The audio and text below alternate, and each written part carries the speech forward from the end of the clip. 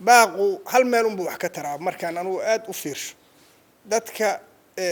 samafalayaasha markii la yidhaha dhibaataa jirtay meeshaas waxa la geeyo badanaa Soomaalidu dad raxmad badan waayo waa ka jawaabaan laakiin kuwa dirira baaqu waxba uma sameeyo ilaa ay ayagu jabaan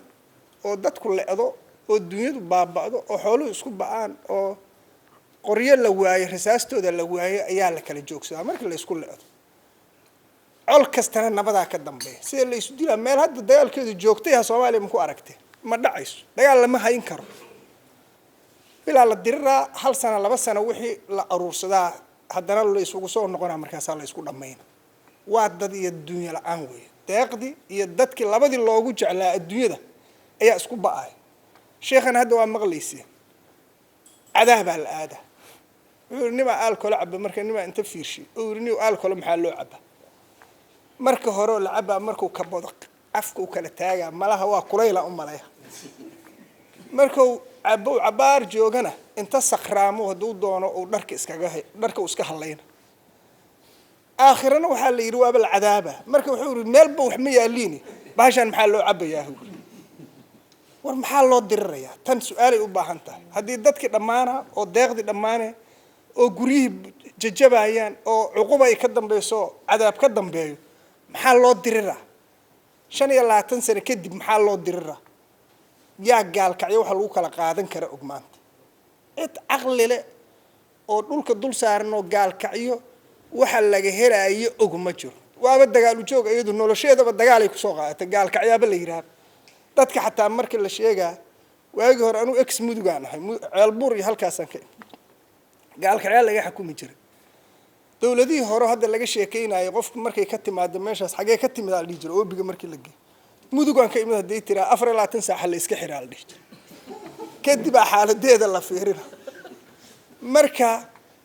hadda si u fiirsana waxa la yiraahdaa dadkii madaxda noqdo dhan mudug iyo area-daasi ka yimaado marka waa meel shido iyo khayr isku leh oo madaxda ruuxeedu waxay meesha ka imaanay aqliya jira waryaaraha horta aniga cadaada waxaan ka imid asbuuc ka hor gaalkacyo waxa igu dambeysay 25 sano ka hor dawladii kalkan nima waxa la dhahay maxaad u guursan weyso markaas uu sheekh waa hortagaa sanadkan kaliga ibaan hortag horta kalka gaalkacyo u socda meeshaas waxay noqonay inaan ogaanay noqonaysa gaalkacyo sababta waxa la yiraahdaa dagaalka dawlad goboleedyada wada marna waxa la yiraahdaa qabiilooyinka meesha jooga isdila horta arintaas meelan ku soo ogaanayna hadii ilaahay idmo Soomaaliya ogaada waana sheegaynaa cid gardarradii iskale markaan meesha tagna dadku haday dad qabaliyo dirraayihiin waray wax kala heli meysina kala leexdaan leen waana kala leexanaya haday siyaasiyiintu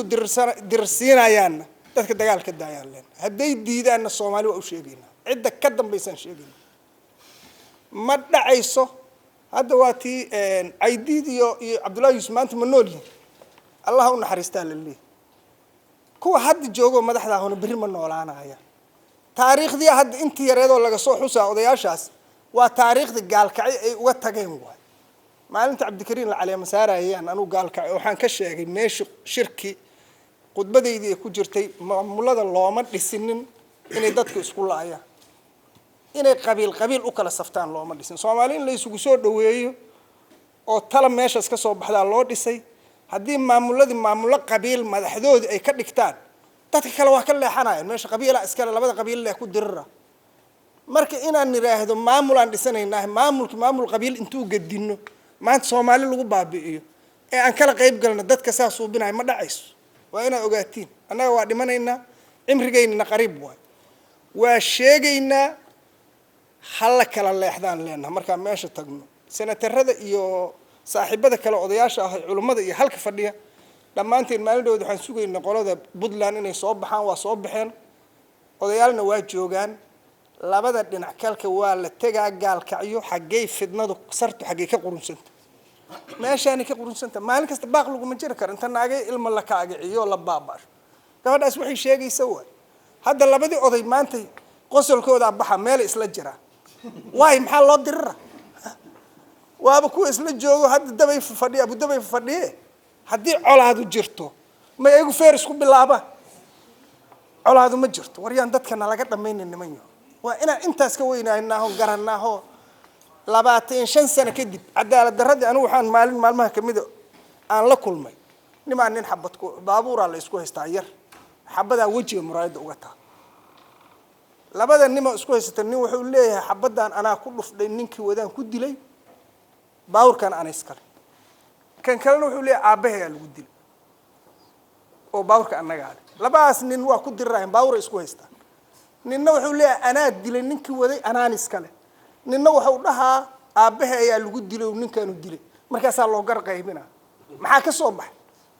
25 sano in Soomaaliya dhulka la dhigi diidaa ka soo baxay war naga daaya cadaalad darrada nimay aan meeshaas u qunno